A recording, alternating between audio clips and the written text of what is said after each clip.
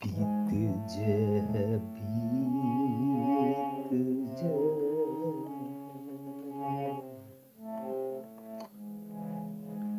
बीत जय बीत जय जन्म अकाज रे जन्म अकाज रे बीत जय बीत जय बीत जय बीत जय जन्म अकाज रे जन्म अकाज रे बीत जय बीत जय बीत जय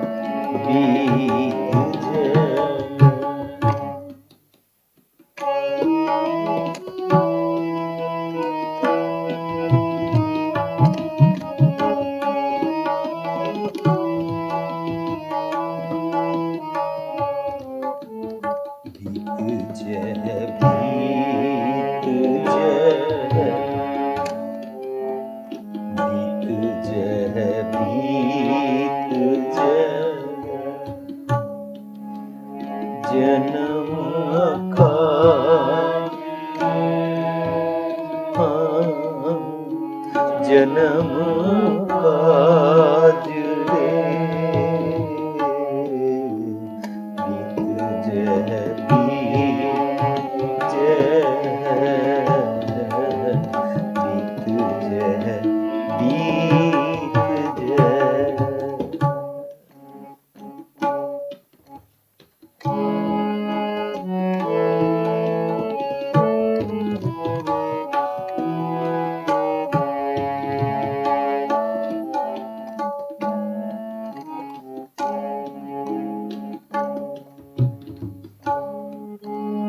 निस दिन सुन के पुराण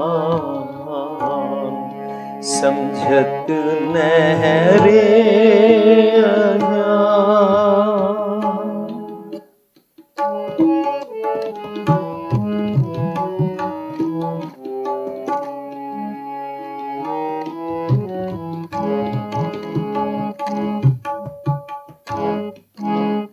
निस दिन सुन के पुराण समझत नहरे जान काल तो पहुँचे ओ कहाँ जह पाज रे काल तो पहुँचे ओ कहाँ जह पाज रे बीत जय बीत जय बीत जय बीत जय जन्म अकाज जन्म अकाज रे बीत जय बीत जय बीत जय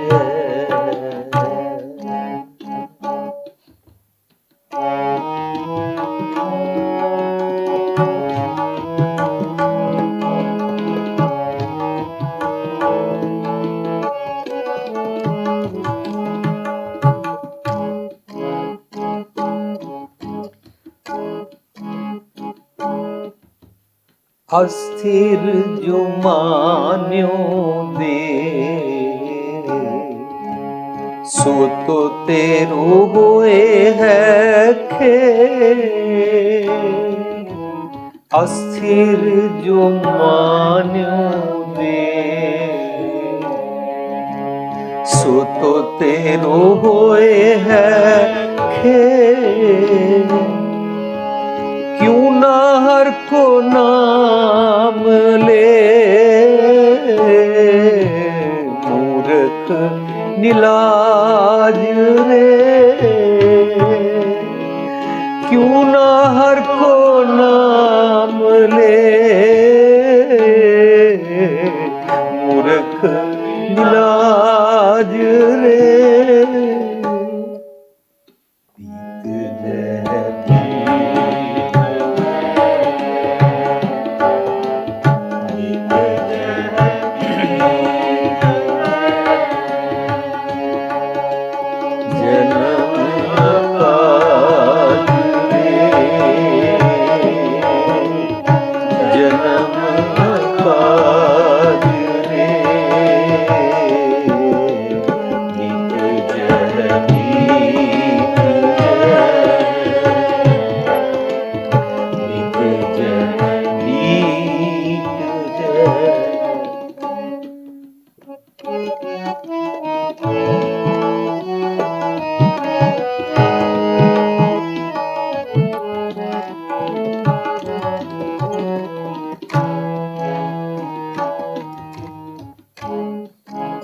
राम भगत ही आन, छाड़ देता मन को मान। राम भगत ही आन, छाड़ देता मन को मान। नानक जन है बखान, नानक जन है बखान। जग में विराज रे, नानक जन है बखान। जग में विराज रे।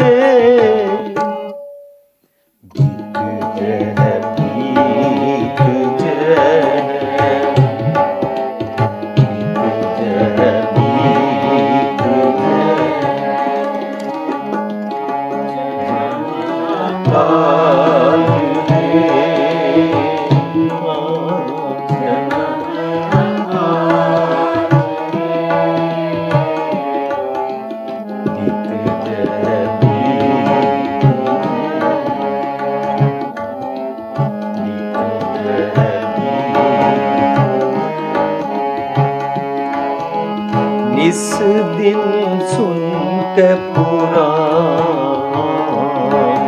समझत नहरे अजान। इस दिन सुन के पुराण, समझत नहरे अजान। काल तो पहुँचे ओ कहाँ जह पाज रे। काल तो पहुँचे ओ कहाँ पाज रे।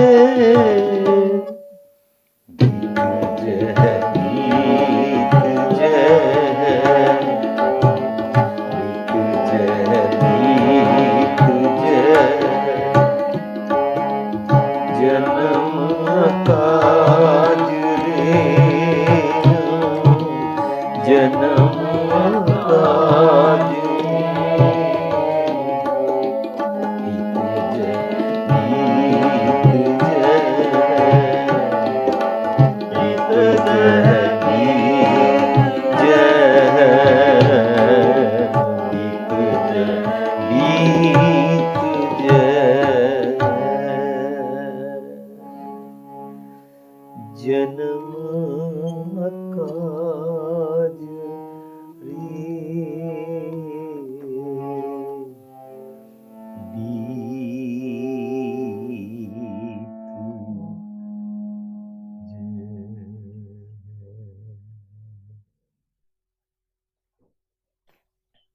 प्यारी साध संगत जी,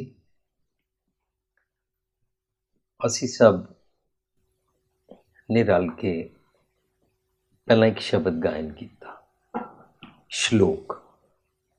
ਉਸ ਤੋਂ ਬਾਅਦ ਅਸੀਂ ਇੱਕ ਸ਼ਬਦ ਗਾਇਨ ਕੀਤਾ, ਸ਼ਲੋਕ ਦੱਖਣੇ ਮਹਿਲਾ ਪੰਜਵਾਂ ਗੁਰੂ ਅਰਜਨ ਪਾਤਸ਼ਾਹ ਦਾ ਸ਼ਲੋਕ ਸੀ। ਔਰ ਜੋ ਸ਼ਬਦ ਅਸੀਂ ਗਾਇਨ ਕੀਤਾ ਜੈ ਜੈਵੰਤੀ ਰਾਗ ਵਿੱਚ ਮਹਿਲਾ ਨੌਵਾਂ ਗੁਰੂ ਤੇਗ ਬਹਾਦਰ ਸਾਹਿਬ ਦਾ ਸ਼ਬਦ ਸੀ।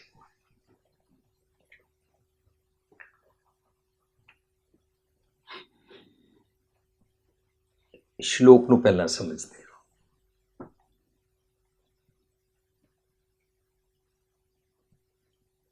ਢੂੰਡ ਸੱਜਣ ਸੰਤ ਪੱਕਿਆਂ। कितना सिंपल ਇਹਦਾ मीनिंग है। पक्के वाले सज्जन फ्रेंड्स मित्र ਲੱਭ ਕਿਹਨੂੰ ਕਹਿ ਰਹੇ ਨੇ? ਮੇਰੇ ਮਨ ਨੂੰ।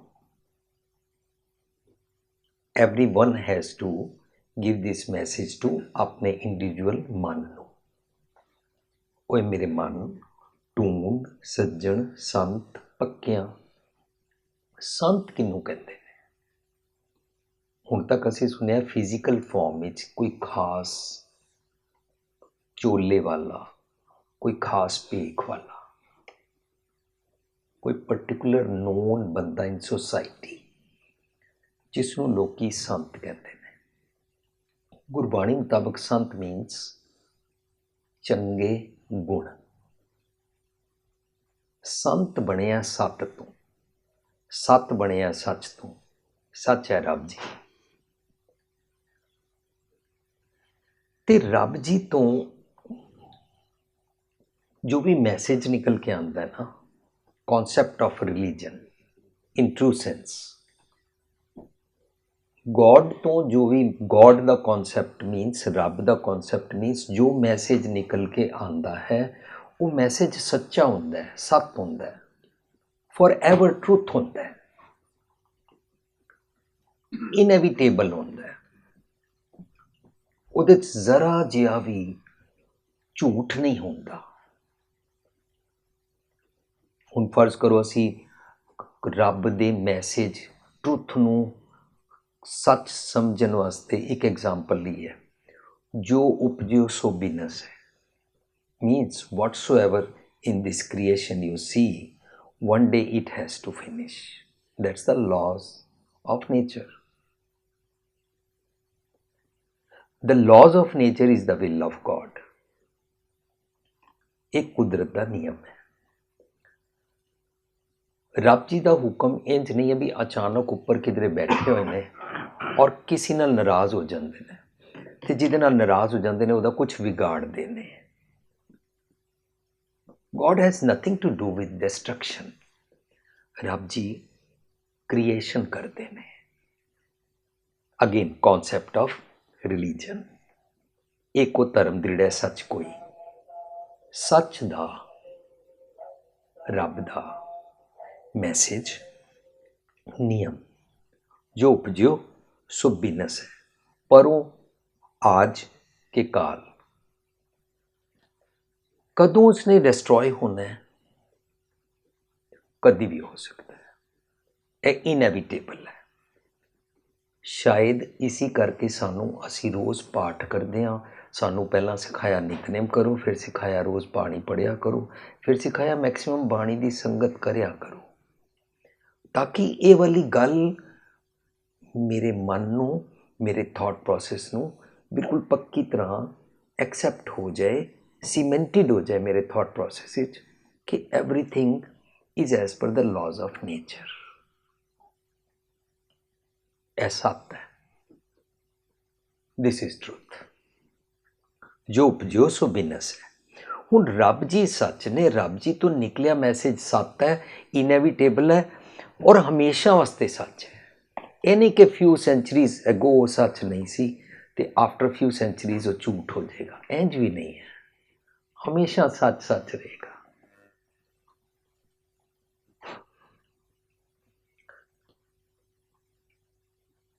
सच वाले मैसेज, सत वाले मैसेज चों ਜਿਹੜੇ ਜਿਹੜੇ ਚੰਗੇ ਗੁਣ ਮਿਲਦੇ ਜਾਂਦੇ ਨੇ ਸਾਨੂੰ, ਉਹਨੂੰ ਕਹਿੰਦੇ ਨੇ ਰਜ਼ਾ ਅਨੁਸਾਰ ਚੱਲਣਾ। ਤੈਨੂੰ ਇੱਕ ਚੰਗਾ ਗੁਣ ਮਿਲਿਆ, ਅਕੋਰਡਿੰਗ ਟੂ ਦੈਟ ਲਿਵ ਕਰ, ਹੁਕਮ ਰਜ਼ਾਈ ਚੱਲ।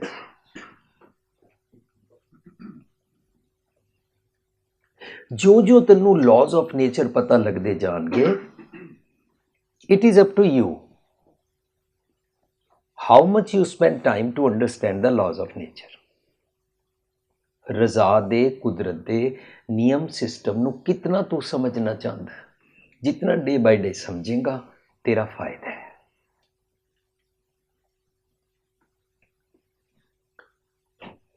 हुक्म रजाई चलना नानक लिखिया नाल, और ये लॉज ऑफ नेचर रब जी दे तेरी कुदरत नियम सिस्टम इस तेरे नाल अंदर लिखे हुए ने। You have to learn this technique, you have to learn this way how to read it। सत दे विचों जो मैसेज मीन सच तो गॉड चो जो मैसेज निकल के आता है उन्होंने संत कहते हैं। गुरु साहब कहते हैं ढूंढ सज्जन संत पक्कियां, जेड़े हमेशा पक्के हैं। आम तौर पर कहा जाता ना, जेड़े मुसीबत वेले साथ देन वो चंगे फ्रेंड्स होंदे ने। आम कहा जाता ना, गुरु साहब कहते ने बंदे ते कदे तेरे नाल बैठणगे, कदे नहीं बैठणगे। आज तेरे कोल 4 पैसे ने, तेरे नाल बैठणगे, 4 पैसे नहीं ने, नहीं बैठणगे। बंदियां दा कुछ पता नहीं लगता, एंड यू कैन नॉट जज। बंदे तेरी किस वड्याई कारण तेरे कोल बैठे हुए ने, ਉਹਨੂੰ ਕਹਿੰਦੇ ਨੇ ਕੋ ਨਾ ਵੱਡਾ ਮਾਇਆ ਵਡਿਆਈ। ਮੀਨਸ ਤੇਰੀ ਕੋਈ ਨਾ ਕੋਈ ਕ੍ਰੈਡੀਬਿਲਿਟੀ, ਤੇਰੀ ਕੋਈ ਕਪੈਸਿਟੀ ਦੇਖ ਕੇ ਤੇਰੇ ਨਾਲ ਆਪਣੇ ਸਵਾਰਥ ਪਿੱਛੇ, ਸੈਲਫਿਸ਼ਨੈਸ ਪਿੱਛੇ ਬੈਠਦੇ ਹੋਣਗੇ। ਜੱਜ ਤੇ ਨਹੀਂ ਕਰ ਸਕਦੇ ਹਾਂ, ਪਰ ਤੂੰ ਸੱਚੇ ਵਾਲੇ ਸੰਤ ਲੱਭ, ਚੰਗੇ ਚੰਗੇ ਗੁਣ ਢੂੰਡ ਸੱਜਣ ਸੰਤ ਪੱਕਿਆਂ, ਨਾਨਕ ਕੱਚੜਿਆਂ ਸਿਓ ਤੋੜ। ਕੱਚੇ ਕਿਹੜੇ ਹੁੰਦੇ ਨੇ?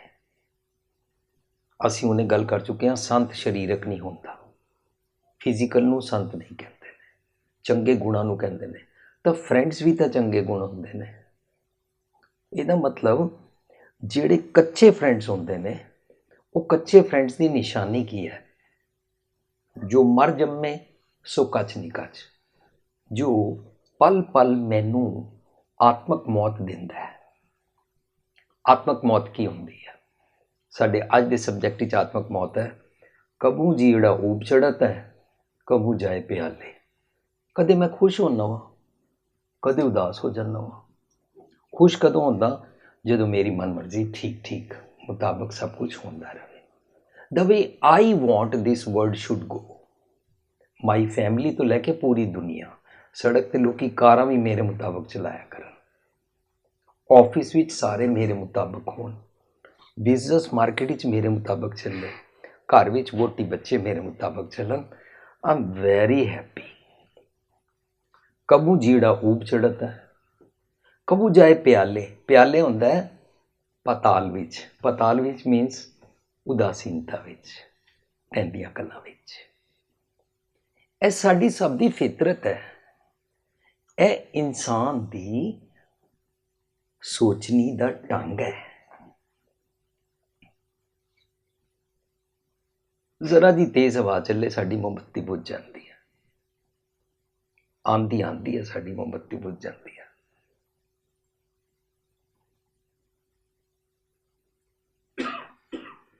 एक शायर कहता है, अब तो आंधियां चलेंगी, अब तूफान उठा है, जिन चिरागों में ताकत होगी वही जलेंगे। बाकी बुझ जाएंगे। ताकत किवें आती है? तेल नाल।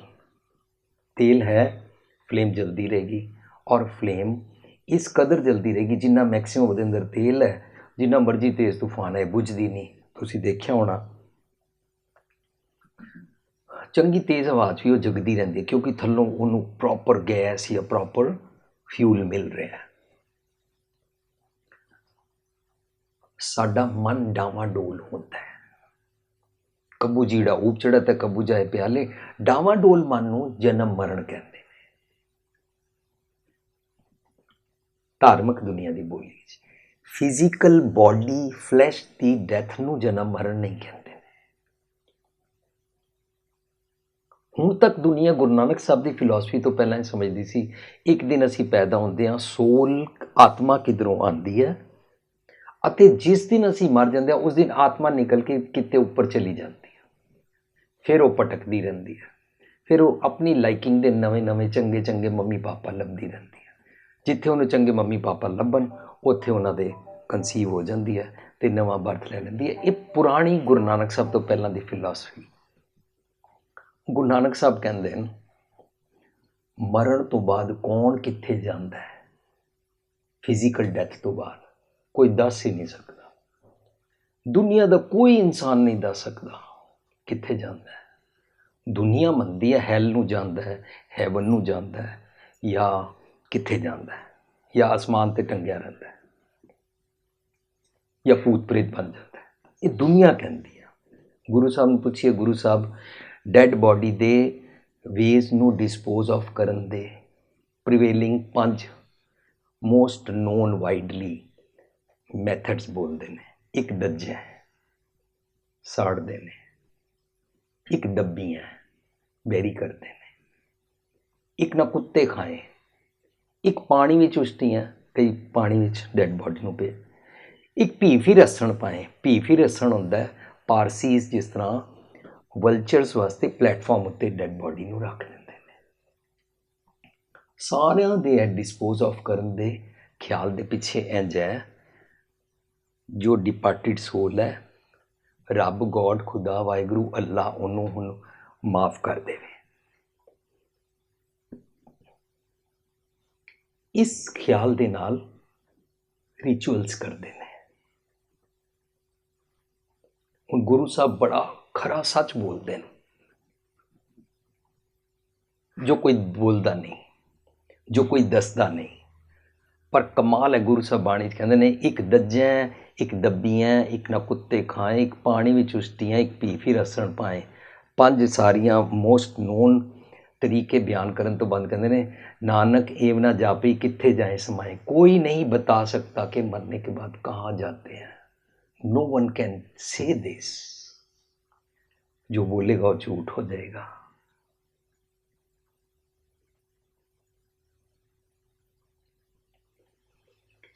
ढूंढ सज्जन संत पक्या नानक कचड़ियां स्यों तोड़। हुण गुरमत दी फिलॉसफी आएगी।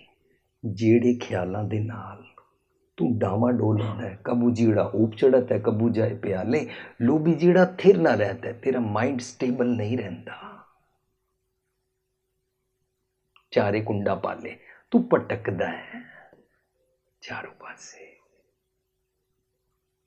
स्टेबल करने वास्ते लोग मैडिटेशन करते हैं, चौकड़ा मारते हैं, इंज हत्थ करते हैं, कोई पोस्चर बनाते हैं, एक टंग ते खड़े होंदे ने, श्वास रोक लेंदे ने, कोई इत्थे बिंदु ते ध्यान टिकांदा, कोई फोटो ते ध्यान टिकांदा, कोई किसी पिलग्रिमेज ते ध्यान टिकांदा। पर गुरु पातशाह कहते हैं इस तरह चित्त टिकदा नहीं है, मन चुप नहीं करता। चुप है, चुप ना होवे, चुप नहीं करता। किस तरह चुप कर जाए, किस तरह टिक जाए, यह खेड समझण दे वास्ते असी कुछ करते हाँ। जे नहीं करते हाँ फिर बाकी जो कुछ मर्जी करते हाँ। उन्होंने कहते ने अनकाय रातड़िया। काय होंदा है काज, काम, कीमती काम, valuable job to be done. अनकाय रातड़िया अनफ्रूटफुल एक्सरसाइज दिन रात पेनिट्रेटेड बिजी रहना। ऑलवेज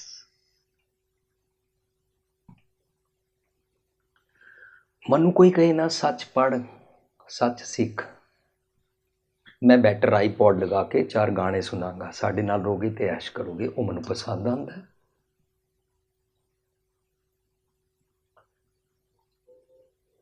मैं सच पढ़न की बजाय रादर मैं ना अपनी कार साफ करांगा, या मैं अपना कार सफाई शुरू कर देंगा, या भांडे मांजने शुरू कर देंगा, या पुराने कपड़े कट के प्रेस करने शुरू कर देंगा, और कुछ नहीं, मैं शॉपिंग चला जाऊंगा।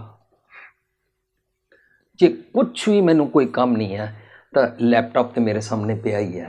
आई कैन स्पेंड होल डे बिना खाद्या, बिना सुत्या, तो जे नज़र भी ब्लड आना शुरू हो जाए मैं फिर ऐनक भी ला लूँगा, जे कमर दर्द होएगी पीछे पिल्लो भी रख लूँगा। Any kind of way by which I can kill my valuable time, I ignore truth. मैनू पता नहीं ये नुकसान मेरा हो रहा, because every moment is valuable, time is wealth. बीत जाए बीत जाए, पर मैं नहीं लिया। हुण की होया मेरे नाल, कबीर टाले टूले दिन गया, टाले टोले दिन गया, कबीर टाले टोले दिन गया, व्याज बढ़न तो जाए। व्याज वध रहा किस दा? सानू सब नूं ये टर्म पता है। व्याज वध रहा है जो मैं उधार लिया उस प्रिंसीपल में अमाउंट के against, it's increasing day by day. Principal amount उत्थे ही खड़ा है जिहड़ा मैनू उतारना है, बट ਉਹਦੇ ਹੋਰ ਵਿਆਜ ਵਧ ਇੰਟਰਸਟ ਵੱਧਦਾ ਜਾ ਰਿਹਾ। ਇਹ ਟਰਮ ਸਾਨੂੰ ਇਕਨੋਮਿਕਸ ਦੀ ਬਿਜ਼ਨਸ ਦੀ ਸਾਰਿਆਂ ਨੂੰ ਪਤਾ ਹੈ, ਕਬੀਰ ਜੀ ਯੂਜ਼ ਕਰਦੇ ਨੇ। ਇਹ ਕਿਹਦਾ ਵਿਆਜ ਵੱਧ ਰਿਹਾ? ਮੇਰੇ ਮਨ ਨੇ ਗਲਤ ਖਿਆਲਾਂ ਨੂੰ ਬੋਰੋ ਕਰ ਲਿਆ, ਇਹ ਐਸੈਟ ਕੈਪੀਟਲ, ਔਰ ਇਸ ਦਾ ਵਿਆਜ ਵੱਧਦਾ ਜਾ ਰਿਹਾ। ਕਿਉਂ? मैं सच नूं इग्नोर किया, टाल मटोल किया। I am ignorant. मैं एवरी डे एवरी मोमेंट हर हालत विच सच नूं इग्नोर करना चाहता सी। टाला टोला दिन गया, दिन मीनस माई होल लाइफ, जिहड़ा मर्जी एज होवे। ये तो असी मान ही रहे हाँ कि जो सो बिजनेस है, पर वो आज के काल, ਇਹਦਾ मतलब ये तो मनुख के वास है ही नहीं ना, साढ़े वास नहीं है कि एक बच्चा माँ के पेट अंदर ही कंसीव होने सर साढ़े कोलों विछड़ जाता है, और एक बच्चा पैदा हो के विछड़ जाता है। एक इंसान 90-100 साल का होकर विछड़ता है। साढ़े कोल किसी को भी इस चीज़ की कोई भी गारंटी नहीं है ना। डॉक्टर अपने वालों ट्राई करता है, सिर्फ एक कुदरत का नियम है, उस नियम में साडा शरीर पैदा होता, उस नियम दे विच जो लॉज ऑफ नेचर किधरे भी कोई गड़बड़ हो जाती है, साडा शरीर खत्म हो जाता है। यही डॉक्टर है जिहड़ा साडे देखता है शरीर में बुखार हो गया 98.6 तो डिस्टर्ब हो गया, वो लॉज ऑफ नेचर नूं अप्लाई करके 98.6 ते वापस लैके आता है। सानू फाइनली ये समझ आई कि कुदरत के नियम ने, इन्हां नियमां च एज की तो कोई गारंटी नहीं है, पर गुरु साहब जदों सानू ऐसे शब्द सुनाते हैं, ढूंढ सज्जण संत पक्किया नानक कचड़ियां से तोड़, तां हुण इहदे विच सानू मैसेज भी देंदे ने। वो जीवन दे विछड़े मोया ना जाई छोड़, मैसेज की देंदे ने? चंगे चंगे गुण लभ्या कर, चंगे गुण तैनूं जदों आत्मक मौत आती है ना, तेरी will the Zameer the conscious दी जिस वेले डैथ होंदी है, तेरा मन कदे डावा डोला ते कदे कुछ हुंदा, उस वेले तेरे नाल रहिंदे ने। तेनू मुसीबत पई ना, तेरे नाल रहिंदे ने।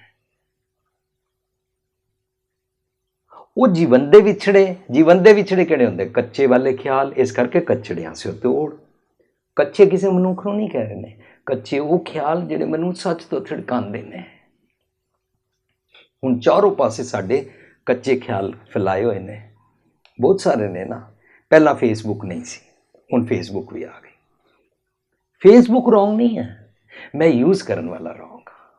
पहला सैलफोन नहीं सी, हुण सैलफोन आ गया। फिर पहला सैलफोन एक होंदा सी, हुण सैलफोन के अंदर 2 चिप आ गए। मतलब जिथे पहला 40 बंदे उन्होंने फोन करते थे, हुण 80 बंदे फोन करते हैं, क्योंकि उन्होंने को दूजे चिप का नंबर है। फिर जो मैं अपने घरों चला जाता सी, वो कहते सी वो अजकल घर नहीं ने। हुण फोन हो गया, जिस कंट्री गए ने उत्थे भी नाल है। सर्वर पंखी एकड़ो, एक मैं कल्ला पंछी, फाहीवाल 50, किन्ने सारे शिकारी बैठे हुए ने मैनू फसाउण वाले। फिर मैं मसा राती घर आके सौंदा मैं गलती ये कर बैठा कि मैं स्टॉक मार्केट भी पैसे लाए हुए ने, इस करके मैं राती 2 वजे उठ के स्टॉक भी देखना पैंदा है। न्यूयॉर्क का की टाइम है, जापान का की टाइम है और इंडिया का की टाइम है, उन्होंने मुताबिक मेरी नींद खत्म होती जा रही है। ये सारे लॉज ऑफ द नेचर के अगेंस्ट मैं सब कुछ जी रहा, ਇਹ मेरे मन ਨੂੰ स्टेबल नहीं रहन देंगे। इस करके कहते ने टाला टोला दिन गया ब्याज बढ़न तो जाए। जो मेरे मंदे ख्याल ने जिहड़े मैनू स्टेबल नहीं रहन देंदे ने ना, उन्हां दा ब्याज वधदा जा रहा। मीनस of bad qualities, bad thoughts दा। एक बच्ची मैनू कहती है, वीर जी तुसी मेरी शक्ल देख के मैनू कह रहे हो ना कि मैं उदास लग रही हाँ, मेरी अखां थल्ले काले टोए पै गए ने।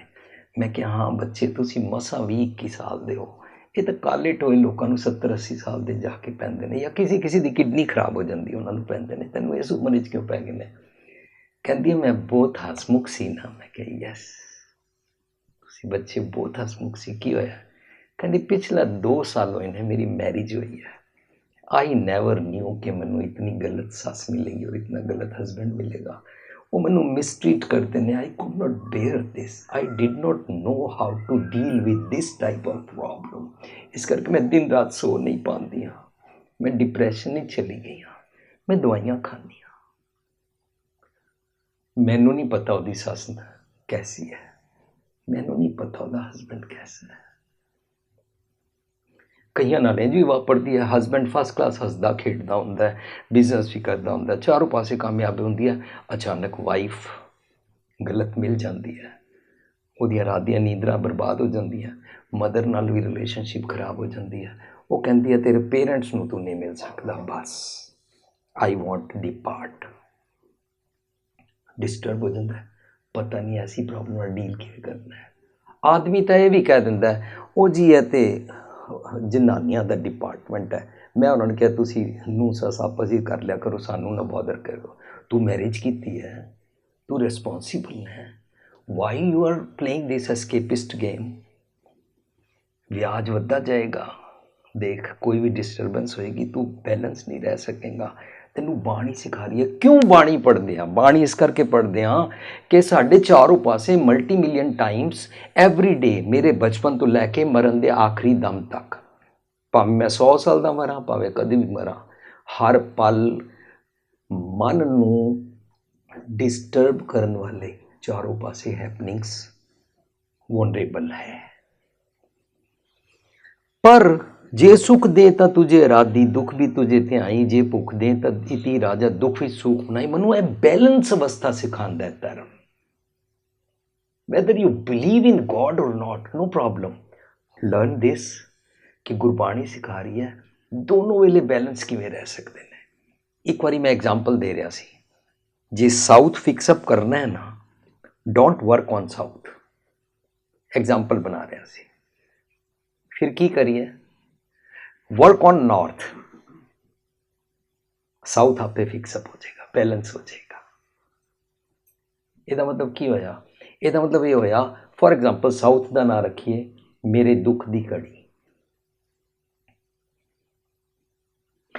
दुख की घड़ी वेले बैलेंस अवस्था आ जाए, सुख दुख दोनों सम कर जाने वाली अवस्था बन जाए, ਉਹਦੇ वास्ते असी गुरबाणी तो दिन रात सीखते हाँ कि जो मेरे खुशी दे समय होया कर नॉर्थ, जो सब कुछ ठीक है मेरे मुताबिक, उस वेले जे मैं बैलेंस रह सकता हाँ, जे उस वेले बैलेंस रहने की अवस्था समझ आ जाए ना, उस वेले असी शराबा ना पीवीए, भांगड़े ना पाइए, शो ऑफ ना करिए। जो उस वेले असी सीख जाते हाँ तो दुख वेले आपे बैलेंस अवस्था आ जाती है, क्योंकि दोनों वेले मैं जिहड़ा वेला जिस वेले मैं अपने आप को बचा सकता सी, उस वेले मैं सेंसिस विच सी। दुख वेले तो असी वैसे ही काफ़ी लो होते हैं।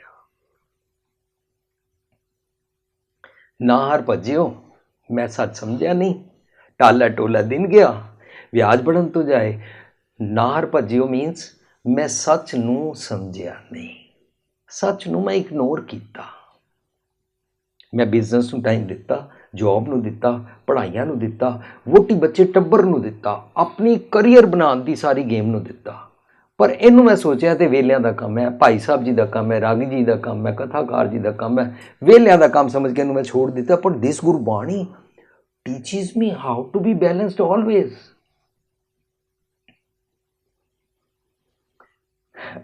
ਨਾ ਹਰ ਭੱਜਿਓ, ਨਾ ਖੱਤ ਫੱਟਿਓ। ਕਿਹੜਾ ਖੱਤ ਨਹੀਂ ਫੱਟਿਆ ਕਿ ਮੈਨੂੰ ਪਲ ਪਲ ਜਮਾ ਦੇ ਨਾਲ, ਵਿਕਾਰਾਂ ਦੇ ਨਾਲ, ਡੈਫੀਸ਼ੀਐਂਸੀਜ਼ ਦੇ ਨਾਲ, ਸ਼ਾਰਟਕਮਿੰਗਸ ਦੇ ਨਾਲ, ਫਲॉज ਦੇ ਨਾਲ ਡੀਲ ਕਰਨਾ ਪਏਗਾ। They are applicable always. This is the force standing against me. ਉਸ ਵੇਲੇ ਅਸੀਂ ਡਿਸਟਰਬ ਹੁੰਦੇ ਹਾਂ। ਜਦੋਂ ਉਸ ਵੇਲੇ ਡਿਸਟਰਬ ਹੁੰਦੇ ਹਾਂ ਨਾ, ਤਾਂ ਉਹਨੂੰ ਕਹਿੰਦੇ ਨੇ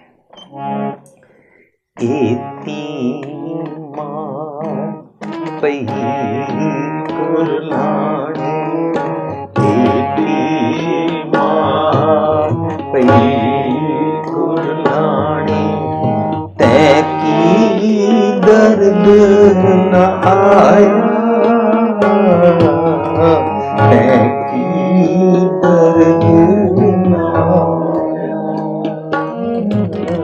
ਤੈ ਕੀ ਦਰਦ ਨ ਆਇਆ, ਤੈ ਕੀ ਦਰਦ ਨ ਆਇਆ। ਰੱਬ ਨੂੰ ਨਹੀਂ ਕਹਿ ਰਹੇ ਨੇ ਗੁਰੂ ਨਾਨਕ ਸਾਹਿਬ, ਸਾਨੂੰ ਸਮਝਾ ਰਹੇ ਨੇ। ਮੈਂ ਆਪਣੇ ਮਨ ਨੂੰ ਪੁੱਛ ਰਿਹਾ, ਤੇਰੀ ਗਲਤੀ ਦੇ ਕਾਰਨ ਤੂੰ ਹਮੇਸ਼ਾ ਸੱਚ ਨੂੰ ਇਗਨੋਰ ਕਰਦਾ ਰਿਹਾ। ਹੁਣ ਮੇਰੀ ਸਾਰੀ ਬੋਡੀ ਡਿਸਟਰਬ ਹੋ ਰਹੀ ਹੈ, ਏਤੀ ਮਾਰ ਪਈ ਕੁਰਲਾਣੇ, ਆਈ ਐਮ ਡਿਸਟਰਬਡ, ਤੈ ਕੀ ਦਰਦ ਨਾ ਹੈ। ਤੂੰ ਸਮਝਦਾ ਨਹੀਂ। ਜਿਨ੍ਹਾਂ ਨੂੰ ਇਹ ਗੱਲ ਦਰਦ ਹੋਣ ਤੋਂ ਪਹਿਲਾਂ ਸਮਝ ਆ ਜਾਂਦੀ ਹੈ, ਉਹ ਫਿਰ ਕੁਦਰਤ ਦੇ ਨਿਯਮ, ਹੁਕਮ ਰਜ਼ਾਈ ਚੱਲਣਾ ਸਿੱਖਦੇ ਜਾਂਦੇ ਨੇ, ਆਈਡੀਅਲਸ ਸਿੱਖਦੇ ਜਾਂਦੇ ਨੇ, ਆਪਣੇ ਬਿਹੇਵੀਅਰ ਵਿੱਚ, ਸੁਭਾਅ ਵਿੱਚ ਪਾਉਂਦੇ ਜਾਂਦੇ ਨੇ, ਅਵਗੁਣ ਛੱਡ ਛੱਡ ਕੇ ਸੱਚ ਸੱਚ ਲਈ ਜਾਂਦੇ ਨੇ। ਜੇ ਨਹੀਂ ਲੈਂਦੇ ਆ ਤਾਂ ਕਹਿੰਦੇ ਨੇ ਬੀਤ ਜੈ ਹੈ, ਬੀਤ ਜੈ ਹੈ ਜਨਮ ਅਕਾਜ ਰੇ। ਤੇਰਾ ਜਨਮ ਅਨਫਰੂਟਫੁਲ ਐਕਸਰਸਾਈਜ਼ਿਸ ਵਿੱਚ ਬੀਤ ਰਿਹਾ ਹੈ। ਦੈਟ ਡਜ਼ਨਟ ਮੀਨ ਕਿ ਅਸੀਂ ਪੜ੍ਹਾਈ ਨਹੀਂ ਕਰਨੀ, ਦੈਟ ਡਜ਼ਨਟ ਮੀਨ ਕਿ ਘਰ ਦੇ ਕੰਮ ਨਹੀਂ ਕਰਨੇ, ਦੈਟ ਡਜ਼ਨਟ ਮੀਨ ਕਿ ਵਿਆਹ ਨਹੀਂ ਕਰਾਉਣਾ, ਦੈਟ ਡਜ਼ਨਟ ਮੀਨ ਕਿ ਬਿਜ਼ਨਸ ਨਹੀਂ ਕਰਨਾ। ਅਨਫਰੂਟਫੁਲ ਐਕਸਰਸਾਈਜ਼ਿਸ ਦਾ ਮਤਲਬ ਹੈ ਦੁਨੀਆ ਭਰ ਦਾ ਸਭ ਕੁਝ ਤੇ ਤੂੰ ਕਰੇ, ਆਹਰ ਸਭ ਕਰਦਾ ਫਿਰੇ, ਆਹਰ ਇੱਕ ਨਾ ਹੋਏ। ਜਿਤ ਆਹਰ ਜਗ ਉਧਰੈ ਵਿਰਲਾ ਬੂਝੈ ਕੋਈ। ਦੁਨੀਆ ਭਰ ਦੇ ਸਾਰੇ ਕੰਮਾਂ ਨੂੰ ਤੂੰ ਪ੍ਰਾਇੋਰਟੀ ਦੇਵੇਂ, ਪਰ ਇੱਕ ਗੱਲ ਨਾ ਸਮਝੇ, ਜਿਸ ਗੱਲ ਦੇ ਨਾਲ ਤੂੰ ਬੈਲੈਂਸ ਹੋ ਸਕਦਾ ਸੀ।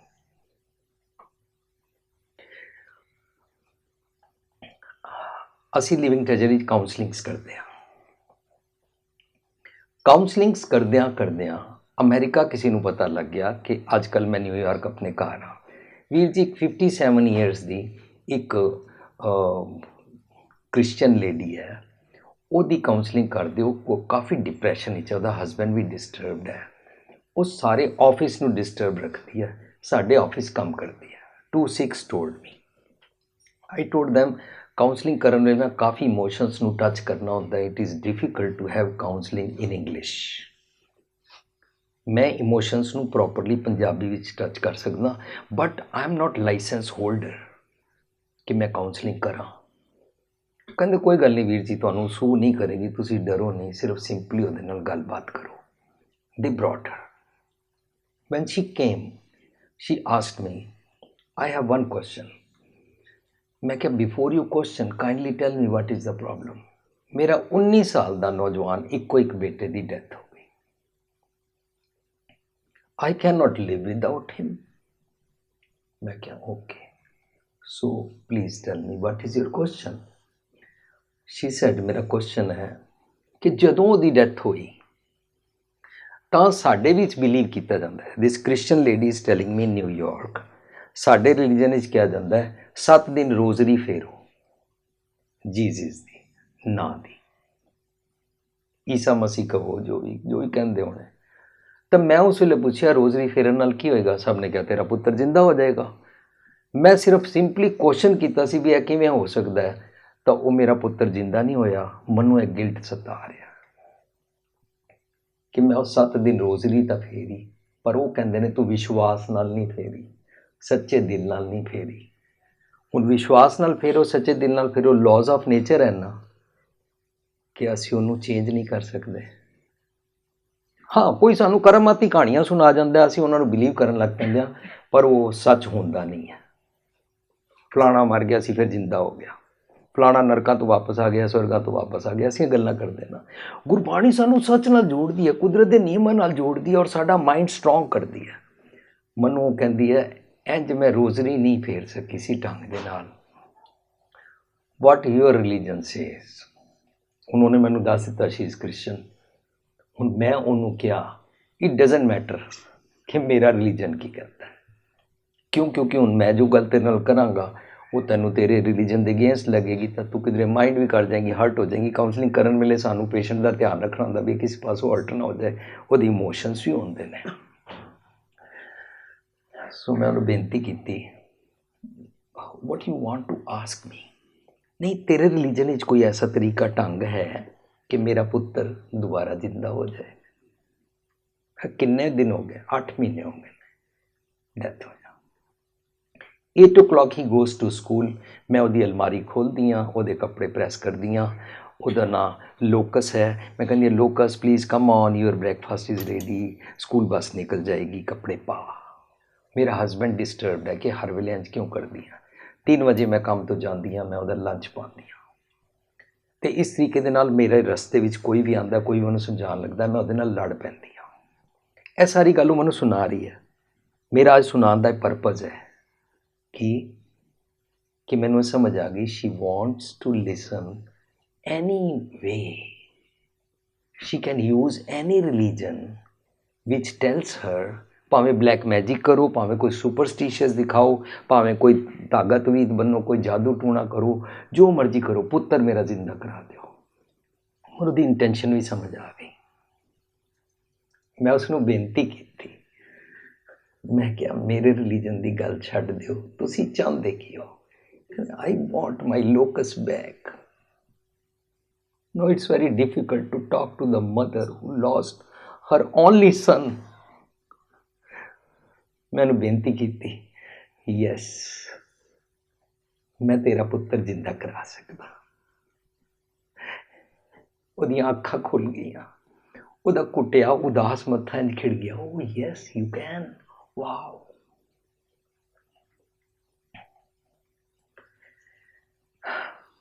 ਪਹਿਲੀ ਗੱਲ ਦੱਸ, ਤੈਨੂੰ ਗੁੱਸਾ ਕਿਸ ਵੇਲੇ ਚੜ੍ਹਦਾ ਹੈ? ਪਹਿਲਾਂ ਤਾਂ ਸਵੇਰੇ ਘਰ ਮੈਨੂੰ ਚੜ੍ਹਦਾ ਜਦੋਂ ਮੇਰਾ ਹਸਬੈਂਡ ਮੈਨੂੰ ਸਟਾਪ ਕਰਦਾ ਹੈ ਕਿ 8 ਵਜੇ ਕੱਪੜੇ ਪ੍ਰੈਸ ਨਾ ਕਰ, ਬ੍ਰੇਕਫਾਸਟ ਨਾ ਤਿਆਰ ਕਰ, ਮੈਨੂੰ ਉਸ ਵੇਲੇ ਗੁੱਸਾ ਚੜ੍ਹਦਾ ਹੈ। ਦੂਜਾ, ਜਦੋਂ ਮੈਂ ਤਿਆਰ ਹੋ ਕੇ ਨਿਕਲਦੀ ਹਾਂ, ਕਾਰ ਡਰਾਈਵ ਕਰਦੀ ਹਾਂ, ਰਸਤੇ ਵਿੱਚ ਕੋਈ ਨਾ ਕੋਈ ਕਾਰ ਗਲਤ ਚਲਾਉਂਦਾ ਹੈ, ਉਸ ਵੇਲੇ ਮੈਨੂੰ ਉਹਦੇ 'ਤੇ ਗੁੱਸਾ ਚੜ੍ਹਦਾ ਹੈ। ਤੀਜਾ ਕਦੋਂ ਚੜ੍ਹਦਾ ਹੈ? ਇਹ ਜਦੋਂ ਮੈਂ ਆਫਿਸ ਆਉਂਦੀ ਹਾਂ, ਕੋਈ ਵੀ ਬੰਦਾ ਕੰਮ ਠੀਕ ਨਹੀਂ ਨਾ ਕਰਦਾ, ਉਸ ਵੇਲੇ ਮੈਨੂੰ ਹੋਰ ਗੁੱਸਾ ਚੜ੍ਹਦਾ। ਇੱਕ ਤਾਂ ਮੈਂ ਫਰਸਟ੍ਰੇਟਿਡ ਹਾਂ, ਮੇਰਾ ਪੁੱਤਰ ਮਰ ਗਿਆ, ਜਿੰਦਾ ਨਹੀਂ ਹੁੰਦਾ। She is telling me this points. 3-4 point ਉਹਨੇ ਦੱਸੇ। ਮੈਂ ਕਿਹਾ ਓਕੇ ਫਾਈਨ, ਤੇਰਾ ਪੁੱਤਰ ਹੁਣ ਜਿੰਦਾ ਹੋ ਸਕਦਾ। ਮੇਰੇ ਗੁਰੂ ਪਾਤਸ਼ਾਹ ਕਹਿੰਦੇ ਨੇ ਸਭੇ ਘੱਟ ਰਾਮ ਬੋਲਦਾ। ਮੇਰੇ ਗੁਰੂ ਪਾਤਸ਼ਾਹ ਕਹਿੰਦੇ ਘੱਟ ਘੱਟ ਮੈਂ ਹਰ ਜੂ ਬਸ ਹੈ, ਸਾਰਾ ਵਿੱਚ ਰੱਬ ਜੀ ਵਸਦੇ ਨੇ। ਇਹ ਕੰਮ ਹੋ ਸਕਦਾ ਹੈ।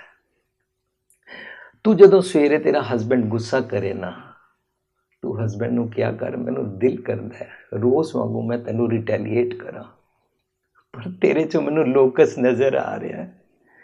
And I forgive you due to love of my locus। ਤੇ ਰਸਤੇ ਜਿਹੜਾ ਕਾਰ ਚਲਾਏ ਉਹਨੂੰ ਕਹੋ, ਪਹਿਲਾਂ ਤੇ ਮੈਂ ਗਾਲਾਂ ਕੱਢਦੀ ਸੀ, ਬੁਰਾ ਭਲਾ ਕਹਿੰਦੀ ਸੀ, ਹੁਣ ਜੋ ਵੀ ਇਸ ਕਾਰ ਨੂੰ ਚਲਾ ਰਿਹਾ ਉਹਦੇ ਵਿੱਚ ਮੇਰਾ ਲੋਕਸ ਵਸਦਾ ਹੈ। ਲੋਕਸ ਹੁਣ ਰੱਬ ਜੀ ਹੈ। ਚੱਲ ਤੈਨੂੰ ਮਾਫ ਕੀਤਾ। ਤੇ ਆਫਿਸ ਅੰਦਰ ਜਿਹੜਾ ਗਲਤ ਕੰਮ ਕਰੇ ਉਹਨੂੰ ਕਹੇ ਤੇਰੇ 'ਚੋਂ ਲੋਕਸ ਨਜ਼ਰ ਆ ਰਿਹਾ, ਨਹੀਂ ਤੇ ਮੈਂ ਤੈਨੂੰ ਫਾਇਰ ਅਪ ਕਰ ਦਿੰਦੀ, ਗੁੱਸਾ ਕਰਦੀ, ਯੈਲ ਕਰਦੀ। ਉਹਨੂੰ ਇੱਕਦਮ ਪੁਆਇੰਟ ਸਮਝ ਆ ਗਿਆ। ਮੈਂ ਕਿਹਾ ਹੁਣ ਤੂੰ ਜਿਹਦੇ ਨਾਲ ਡੀਲ ਕਰੇਗੀ ਨਾ, ਤੈਨੂੰ ਆਪਣਾ ਲੋਕਸ ਉਹਦੇ 'ਚ ਨਜ਼ਰ ਆਉਣਾ ਸ਼ੁਰੂ ਹੋ ਗਿਆ ਨਾ, ਲੋਕਸ ਜ਼ਿੰਦਾ ਹੋ ਗਿਆ।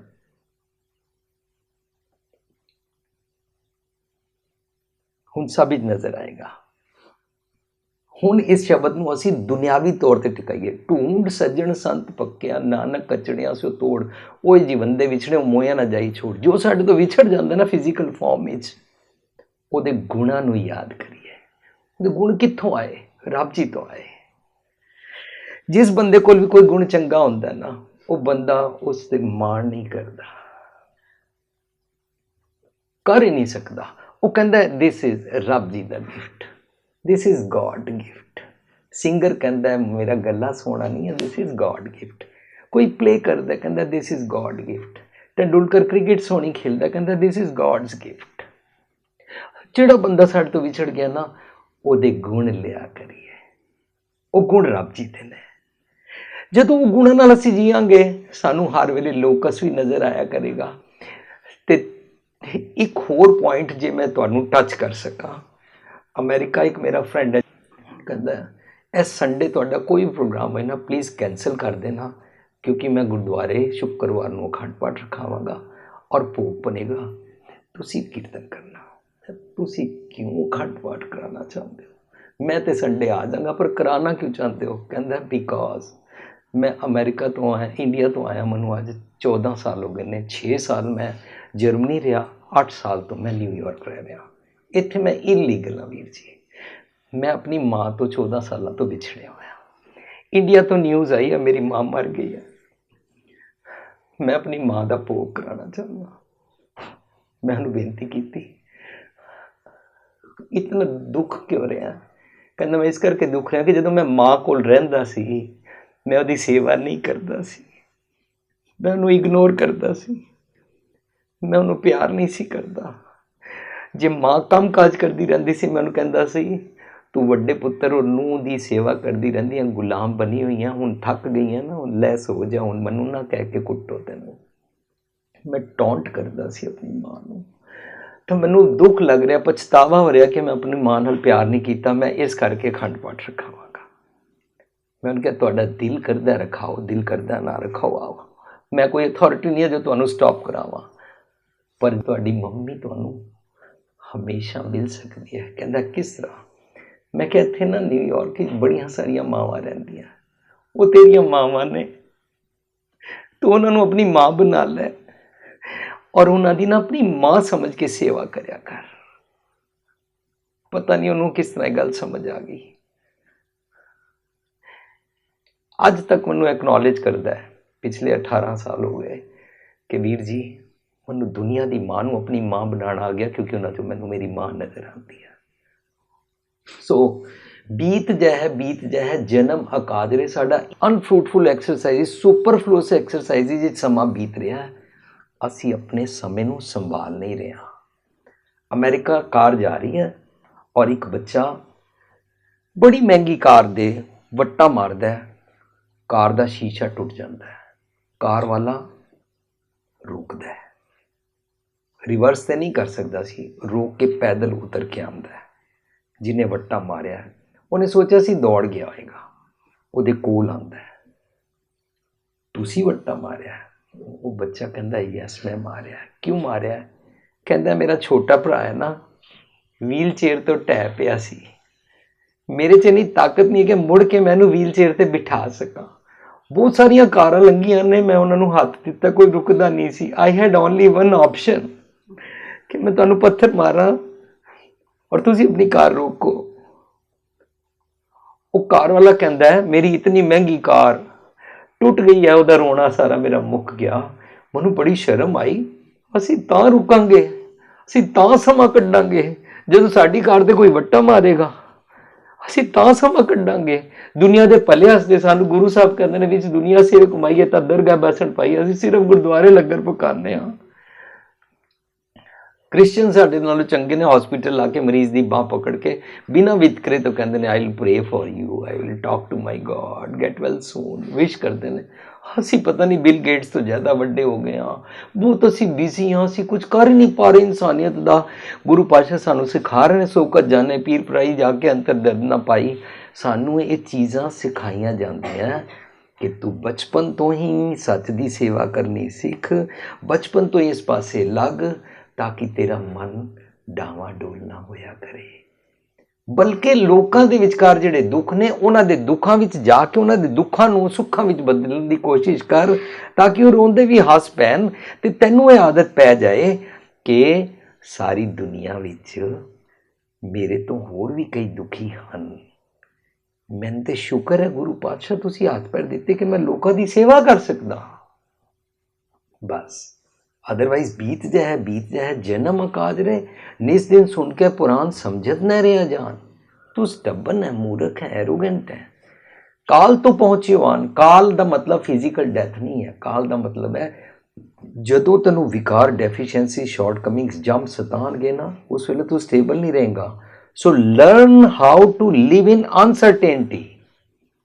ਸਾਨੂੰ ਅਨਸਰਟੇਨਟੀ 'ਚ ਜੀਣਾ ਨਹੀਂ ਆਉਂਦਾ ਨਾ, ਉਹਦੇ ਤੋਂ ਅਸੀਂ ਡਰਦੇ ਹਾਂ। ਤਾਂ ਕਰਕੇ ਇੰਸ਼ੋਰੈਂਸ ਕਰਾਉਂਦੇ ਹਾਂ, ਤਾਂ ਕਰਕੇ ਵੱਡਾ ਡਾਕਟਰ ਬਣਾਉਂਦੇ ਹਾਂ, ਤਾਂ ਕਰਕੇ ਅਸੀਂ ਬੁਲਟ ਪ੍ਰੂਫ ਕਾਰ ਵਿੱਚ ਬਹਿੰਦੇ ਹਾਂ, ਤਾਂ ਕਰਕੇ ਅਸੀਂ ਦੁਨੀਆ ਭਰ ਦੇ ਸਾਰੇ ਸੁੱਖ ਆਰਾਮ ਲੱਭਦੇ ਹਾਂ, ਲਗਜ਼ਰੀ ਲੱਭਦੇ ਹਾਂ। ਮਰ ਨਾ ਜਾਵਾਂ। ਹਾਏ ਜੇ ਸੁਨਾਮੀ ਆ ਗਿਆ, ਹਾਏ ਜੇ ਭੂਚਾਲ ਆ ਗਿਆ, ਹਾਏ ਜੇ ਇੰਝ ਹੋ ਗਿਆ। once we face this, once we recognize this and acknowledge this ਔਰ ਫਾਰ ਸਾਈਟਿਡਨੈਸ ਨਾਲ ਆਪਣੀ ਡੈਥ ਨੂੰ ਪਹਿਲਾਂ ਦੇਖ ਲਈਏ ਨਾ, ਫਿਰ ਸਾਨੂੰ ਅਨਸਰਟੇਨਟੀ 'ਚ ਜੀਣਾ ਆ ਜਾਏਗਾ।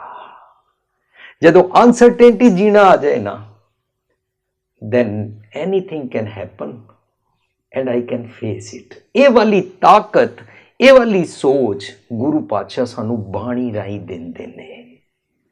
ਸਾਡਾ ਮਨ ਬਲਵਾਨ ਬਣਾਉਂਦੇ ਨੇ। ਅਦਰਵਾਈਜ਼ ਕਹਿੰਦੇ ਨੇ